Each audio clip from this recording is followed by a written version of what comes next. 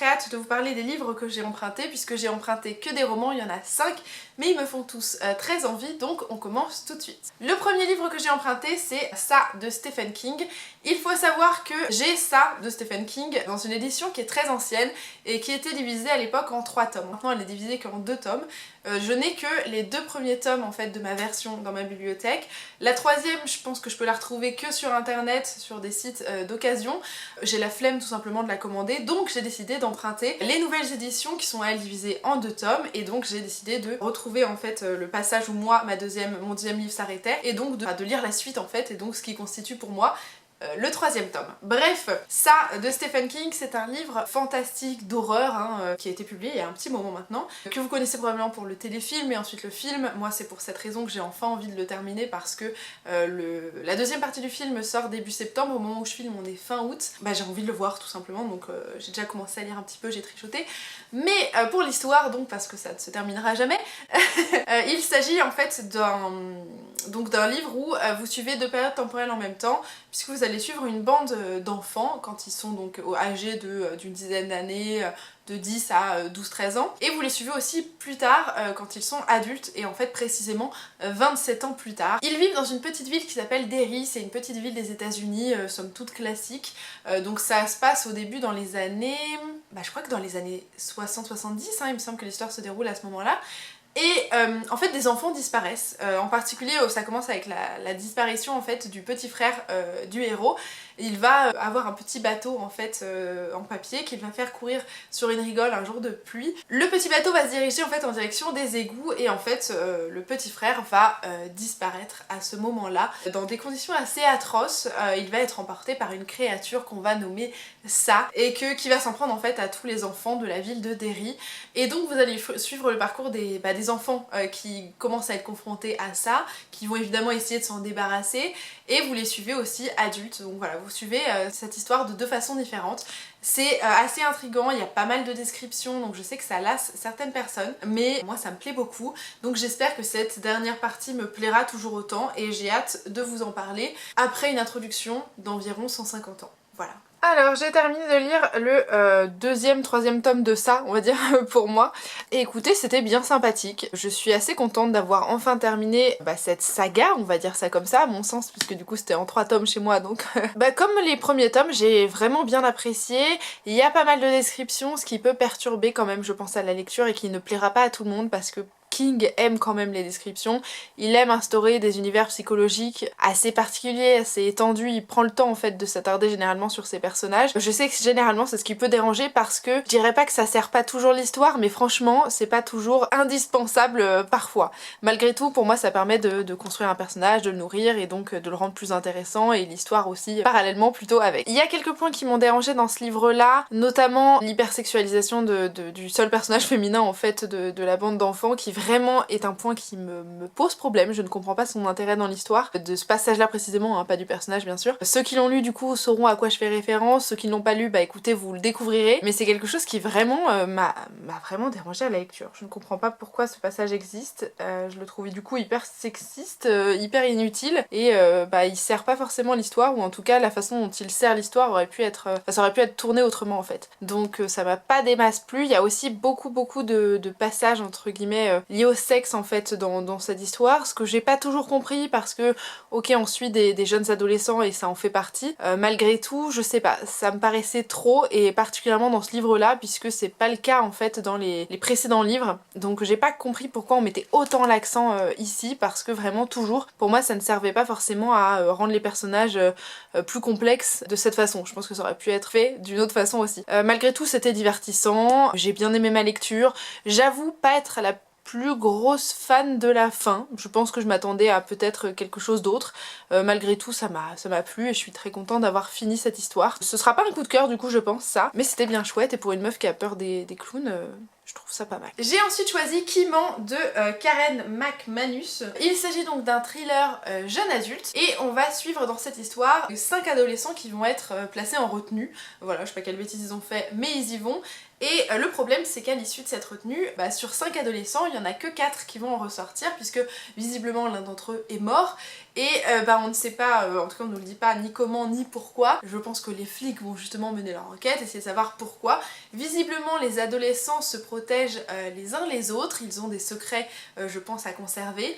Et tout va tourner autour de ça et on nous parle un petit peu de stéréotypes, surtout de personnages stéréotypés puisque nous avons affaire à un intello, un sportif, un délinquant, une reine de beauté et un gossip boy.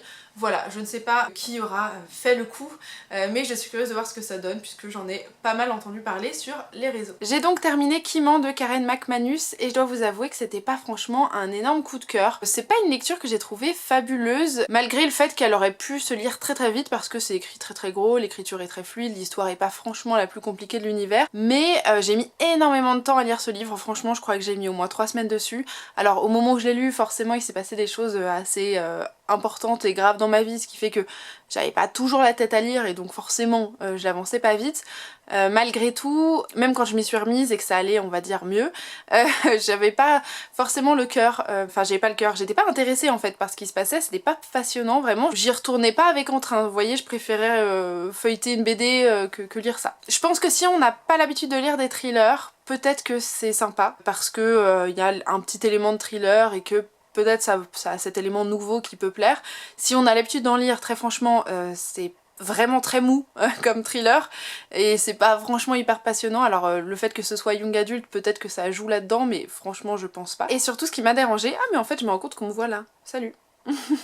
Ce qui m'a dérangé, c'est que les personnages sont quand même assez caricaturaux. On nous présente les personnages comme justement caricaturaux au début, je pense avec la volonté de les rendre justement un petit peu plus complexes et profonds avec le temps, sauf que ça a l'air d'être fait, je pense que c'est ce qui est fait, mais c'est très léger et pour moi ils restent absolument caricaturaux, donc c'était pas non plus hyper fascinant. Il y a pas mal de sexisme ordinaire quand même dans ce livre-là, qui au début je pense veut être dénoncé mais qui finalement ne l'est pas vraiment, ou en tout cas pas suffisamment, donc on a beaucoup de traces de sexisme qui sont finalement peu remises en cause, donc bon c'est pas extraordinaire non plus. Ce que j'ai pas aimé non plus c'est que certains éléments qui sont considérés comme des rebondissements de l'histoire, des choses justement qui sont là pour relancer l'intrigue et le suspense, pour moi n'ont pas à être des rebondissements. Et là je vais faire un mini spoiler, je vais vous mettre un bandeau comme ça, vous avez qu'à couper le son et vous pouvez reprendre juste ensuite quand le bandeau disparaîtra. Alors c'est pas un gros spoiler, très franchement, je vais pas donner de nom, je vais pas être hyper précise, mais c'est vraiment si vous voulez rien savoir, vous le saurez pas, voilà.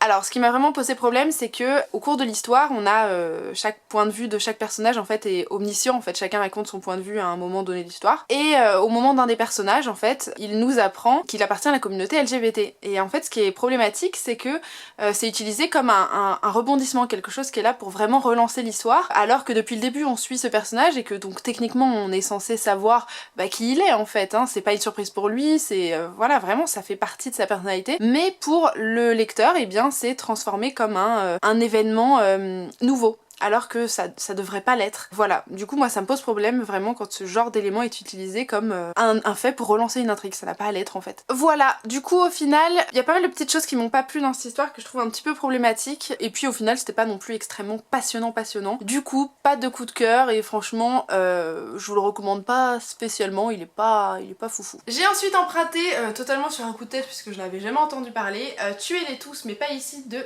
Pierre Poucheret donc. Il s'agit donc, comme vous pouvez peut-être vous en douter, d'un thriller.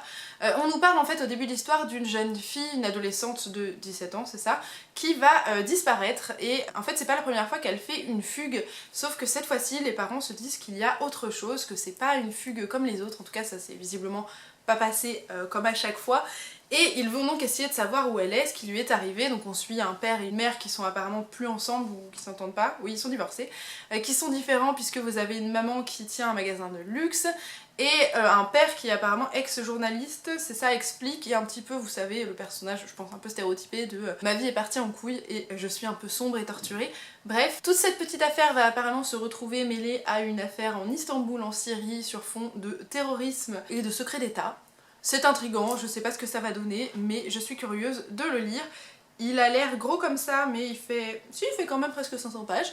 On verra ce que ça donne, j'espère pas m'ennuyer et ne pas l'abandonner. Suspense. J'ai donc terminé Tuez-les tous mais pas ici, et voilà, ça va faire tomber ma pile de livres de dessous. Écoutez, c'était une chouette lecture, ça se lisait très vite et très bien, c'était très fluide. Bon, j'étais en retard pour le lire à la bibliothèque, donc fallait que je me dépêche, mais au final je me suis pas forcée à aller vite. C'était vraiment un bon page turner en fait, même si je trouve que quand même on devine certaines choses assez tôt. Certains rebondissements, on peut les voir venir de loin, assez vite.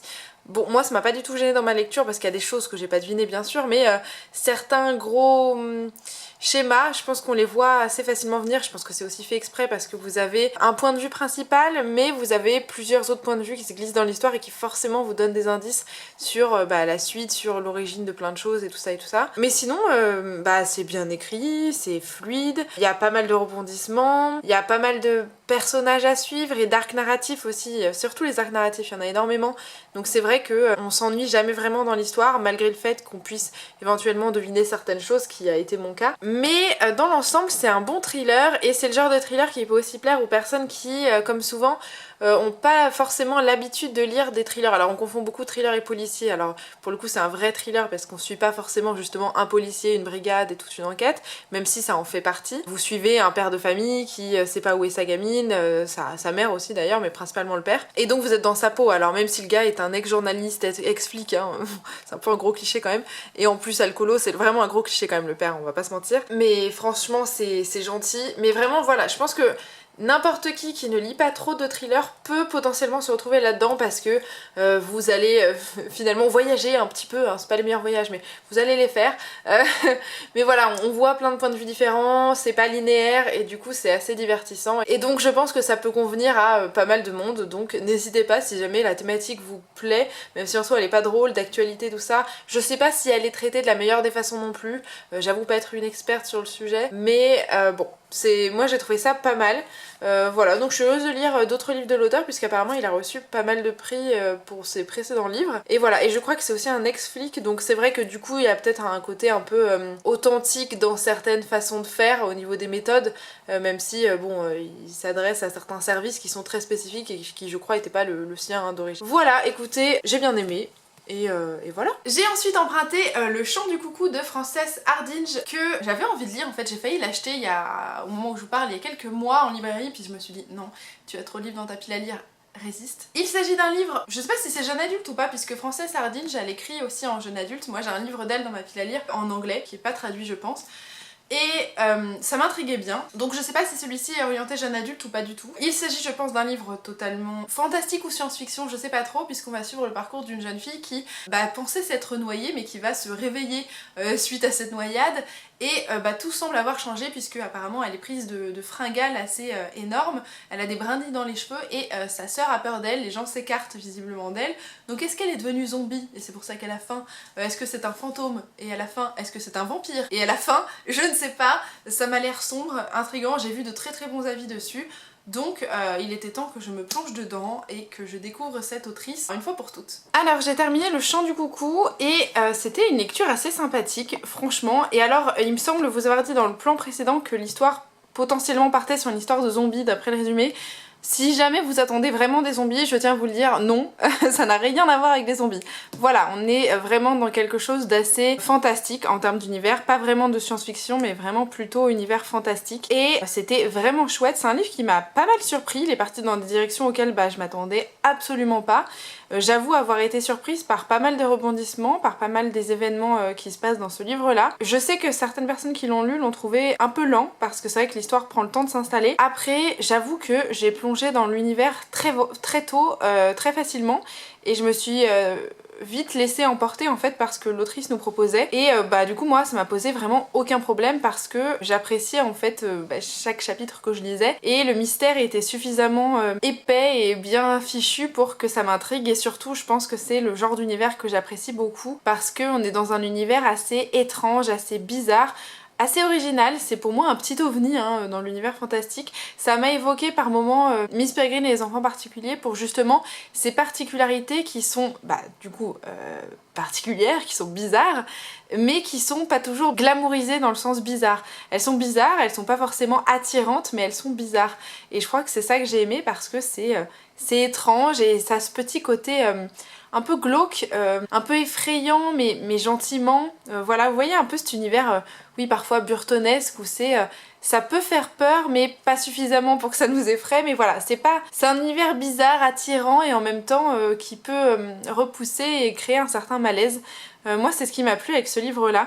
J'ai peur d'en dire trop parce que vraiment pour moi c'est quelque chose qu'il faut découvrir. Mais voilà, la plume est très sympathique, en tout cas la traduction l'est. Et du coup je suis très contente parce que j'avais acheté à New York un livre de Frances Hardinge en VO du coup, et justement l'univers avait l'air très étrange, très glauque et très bizarre.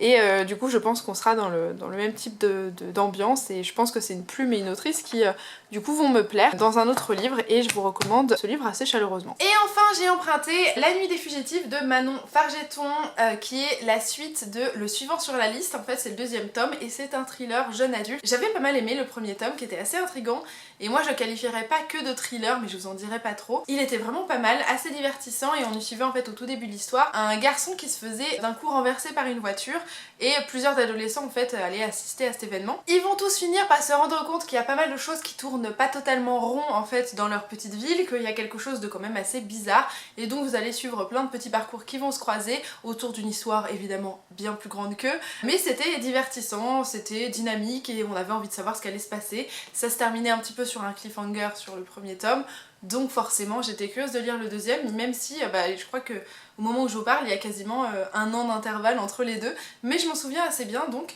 c'est plutôt cool et j'ai hâte de les découvrir. J'ai donc terminé La Nuit des Fugitifs de Manon Fargeton et c'était assez sympathique, écoutez, c'était aussi divertissant que le premier tome qui est donc le suivant sur la liste. Ça se lit très très vite, du coup je l'ai lu en une journée parce que c'est écrit gros, vous voyez les chapitres sont vraiment très courts. L'intrigue est assez entraînante, les personnages le sont aussi, il y a pas mal de suspense, de rebondissements qui font que franchement on est bien entraîné dans l'histoire, il y a aucun souci pour la suivre. S'il y a quelques petits bémols moi que je pourrais poser, c'est que je l'ai trouvé peut-être un petit peu trop facile par moment. Disons que voilà, vous suivez des jeunes adolescents, enfin non pour le coup là je crois qu'ils sont plutôt sur la fin de l'adolescence, ils sont plutôt adolescents, jeunes adultes à ce moment-là, vraiment autour des 17-18 ans, 19 ans et quelques. Et des fois en fait tout est trop facile, j'ai l'impression que certains rebondissements, certains problèmes en fait se décoincent un peu trop facilement, que des enfants quels qu'ils soient, enfin des adolescents quels qu'ils soient, ont un peu trop le pouvoir sur certaines situations. Parfois ça paraît pas très crédible en fait. C'est un petit peu ça qui m'a posé souci dans l'intrigue par moment dans ma lecture. Malgré tout franchement c'est un bon divertissement. Je pense que si vous avez une panne de lecture, Le Suivant sur la Liste et La Nuit des Fugitifs c'est une super bonne option. Ça se lit vite, c'est divertissant, l'écriture est très fluide, il y a plein de suspense, il y a plein de rebondissements, c'est pas spécialement problématique, ou en tout cas je les ai pas détectés. Moi j'ai bien aimé, franchement, bonne surprise on va dire, puisque je pense que c'est sûr, j'avais emprunté le premier tome comme un test en me disant tiens pourquoi pas, et c'était pas mal. Donc si vous avez pas l'habitude de lire des thrillers, même s'il y a autre chose que du thriller dans La Nuit des Fugitifs et Le Suivant sur la Liste, je vous recommande de les découvrir, c'est plutôt pas mal comme lecture. Et c'est assez court aussi puisque ça fait un tout petit peu moins de 300 pages, donc si vous voulez une lecture facile et rapide, c'est une bonne option. Ce sera donc tout pour ce biblio haul. J'espère qu'il aura été intéressant, que j'aurai pu vous faire de chouettes découvertes si j'ai aimé les livres, puisqu'au moment où je filme évidemment je ne sais pas. En attendant, moi je vous fais de très gros bisous et je vous dis à très bientôt. Salut!